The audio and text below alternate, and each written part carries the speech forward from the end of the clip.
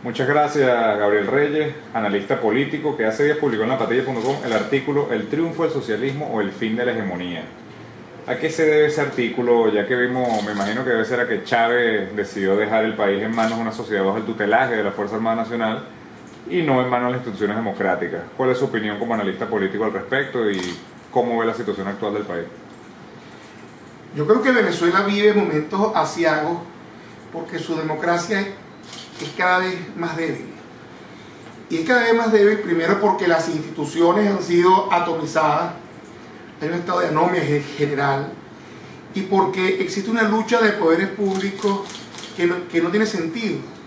Se ha desdibujado la perspectiva de que el poder legislativo es el poder originario, porque precisamente en muchos medios se ha publicado que el poder legislativo nace de la voluntad popular de forma colectiva, mientras que otros poderes, como por ejemplo el judicial, nace de la designación. No existe en la historia republicana de Venezuela un episodio más lamentable que el que estamos viviendo hoy, donde pareciera que hay un poder legitimado por el voto popular y cuestionado por el resto de los poderes públicos, en una suerte de callapa entre poderes que no tiene sentido y donde al final la democracia se debilita y Venezuela no avanza. No avanza ni en la solución de sus problemas, ni avanza en la rendición de cuentas de una democracia que está prácticamente en un estado de extinción. Vemos también que la oposición está está tratando de llevar el camino democrático, planteando varias salidas al gobierno actual. ¿Cuál cree usted que es la vía más democrática y la mejor vía para salir del gobierno actual? Previo a la decisión de los voceros de la Mesa de la Unidad, existía el debate si la enmienda era más práctica que el referendo, que a su vez era más práctico que pedirle la partida de nacimiento del presidente, la renuncia, qué era lo que en realidad era útil y práctico para lograr un cambio apegado al texto constitucional. Bueno, la Mesa de la Unidad debate y al final decide ir con todos los mecanismos. Ir con todos los mecanismos tiene ventajas, como por ejemplo aprovechar todos los recursos y acelerar todas las posibles salidas para ver cuál tiene dentro del espectro político mayor efectividad. Pero estamos de alguna forma permitiendo que esta suerte de aluvión de estrategia victimice a quien tiene muy poco piso político. Hugo Chávez pudo construir su proyecto sobre la base de un pretorianismo, puso a la Fuerza Armada al servicio de su proyecto, hasta el punto de que cambió hasta la forma de saludar dentro de los órdenes militares y las consignas eran abiertamente politizadas.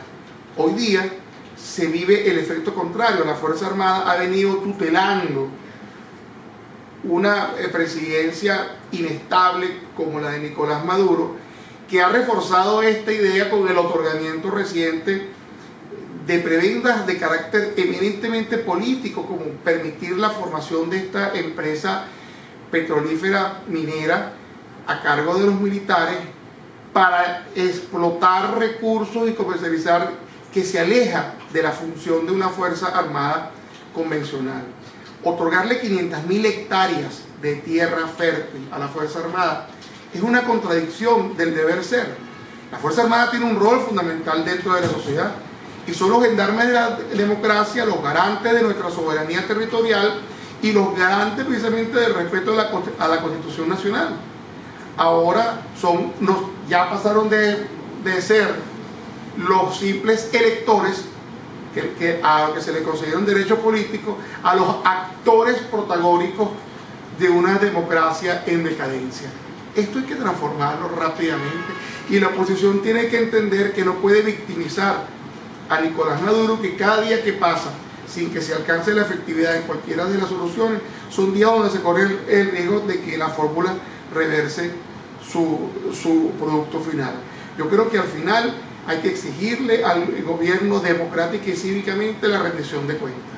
Según su opinión, como analista político, ¿hacia dónde se dirige Venezuela en estos momentos y cuál sería la mejor solución inmediata al caos que se vive en Venezuela?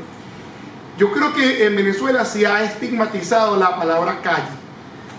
y la calle se ha asociado a episodios de vandalismo, de violencia, de represión. La calle es el escenario donde cualquier democracia del mundo dirime sus insatisfacciones colectivas. La calle fue el escenario de países como Estados Unidos, Francia, España, más cercano, Argentina. ¿Por qué? Porque sencillamente una democracia es la voz del pueblo la que se escucha, y el pueblo de forma cívica, de forma ordenada, con apego a la Constitución Nacional, debe tener el derecho de manifestar su diferencia. En Venezuela se ha estigmatizado la calle y se ha considerado que la calle se asocia a intentos de ruptura de hilo constitucional o de producirle un daño a la gobernabilidad del país. Yo creo que no, yo creo que es necesario, antes de que el discurso termine de agotarse y el liderazgo se agote, la oposición debe tomar estas movilizaciones que estamos viendo recientemente. La semana pasada hubo una. Yo creo que hay que hacerlas en todo el país y explicarle a la gente en la calle lo que está sucediendo. Hay que primero generar la confianza de que esta gente en la calle va a estar cuidada por ella misma, porque es una manifestación de civismo. Pero la política con P grande tiene que rescatarse sobre la lucha de los derechos perdidos, y la calle es un escenario. La Asamblea Nacional tiene que ser escuchada. ¿Por qué? Porque se corre el riesgo de que se pierda la confianza, el voto de confianza que los electores en Venezuela le dieron a nuestros diputados, y esa confianza no puede perderse, porque el último resquicio de respeto a la voluntad popular está en el hemiciclo de la Asamblea Nacional. Y lo que ahí se discute, lo que ahí se decide, tiene que ser la luz que de alguna forma ilumine el camino del rescate de la democracia. Si apagamos esa luz, entramos en la anarquía, y eso es lo que se tiene que evitar. Entonces, oxigenemos los espacios de la Asamblea Nacional, brindándole nuestra confianza a quienes debaten el marco legal para desmontar este mamotreto político y retomar el rumbo perdido, y tratemos de tomar conciencia del deber ciudadano de cada quien, de nuestra participación política. No podemos seguir en nuestra casa esperando que por la televisión nos anuncien lo que va a suceder. Tenemos que ser activos en lo que está sucediendo, y para eso tenemos que entender que este país es de todos. Aquí cabemos todos, pero todos tenemos que exigir nuestros derechos. Para finalizar, ¿cómo se puede hablar de un marco legal cuando vemos que está la Asamblea Nacional debatiendo y está cumpliendo sus funciones, pero vemos un Tribunal Supremo de Justicia que está poniendo zancadillas y está haciendo que se haga la voluntad del gobierno nacional? El laberinto político que vive Venezuela se deriva de que no importa qué legisle la Asamblea Nacional, la ley de amnistía puede declarar que hay que liberar a todos los presos políticos, pero ¿quién tiene la llave de los calabozos? Entonces, cuando existe una lucha de poderes de este tipo, y donde la articulación o la concreción del mecanismo o de la política sobre la que se ha legislado recae en un poder antagónico que de paso declara públicamente que desconoce a la Asamblea, sencillamente lo que hay es una falta de entendimiento, de espacio de diálogo que propicia precisamente las circunstancias verdaderas de ingobernabilidad. Yo creo que si el gobierno tiene intención de rectificar el rumbo, debe permitir que la Asamblea Nacional introduzca instrumentos que corrijan las imperfecciones que puede tener el modelo que se ha tratado de aplicar los últimos 17 años, en lo económico, en lo político, en lo social. Venezuela necesita un cambio, y ese cambio comienza con el marco legal que se le da, porque los cambios no son de facto, los cambios son enmarcados en la ley. De manera que para que Venezuela siga siendo república, que república quiere decir la cosa pública, necesitamos darle ese matiz de legalidad a las decisiones que se tomen. Y el Ejecutivo tiene que entender que no es una medición de fuerza, no es un pulso entre poderes antagónicos. Es el debate necesario para encontrar las soluciones a los problemas del país, antes de que sea tarde. Muchísimas gracias por su tiempo, y nuevamente agradecer que haya visitado las oficinas de lapatilla.com. Gracias a ustedes.